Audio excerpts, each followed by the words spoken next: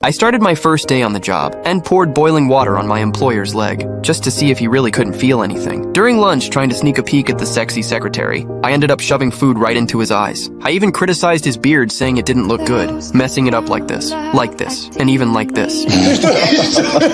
Yet despite my complete lack of respect for my patient, my employer didn't fire me. Instead, he seemed to enjoy it, offering a salary far above what anyone else would get. And just like that, despite our totally different personalities, social status, and skin color, we eventually became lifelong friends. His name is Philippe, as a billionaire top-tier businessman, but ended up paralyzed for life after a skydiving accident, unable to move anything below his neck. His wife passed away as a result, leaving Philippe to hire a caregiver to look after him. The pay was so generous that the lobby was packed. People in suits, all competing for this dream job. Some from prestigious schools, some award-winning, everyone trying to show off their skills. But I was different. I showed up in plain white sneakers and a hoodie, and I actually wanted to fail the interview, because if I got rejected 3 times, I'd qualify for government unemployment benefits. So I had no intention of playing nice with Philippe. One moment I mocked him for having no taste. The next I joked about his lack of humor. When Philippe asked about my skills, I even straight up talked about the female secretary. Just to get it over with and leave. Philippe couldn't help laughing and crying at the same time. Unlike the other applicants who were all overly cautious and serious, Philippe loved my blunt, straightforward style. So he intentionally left me hanging, telling me to come back the next day to sign the papers. Little did he know,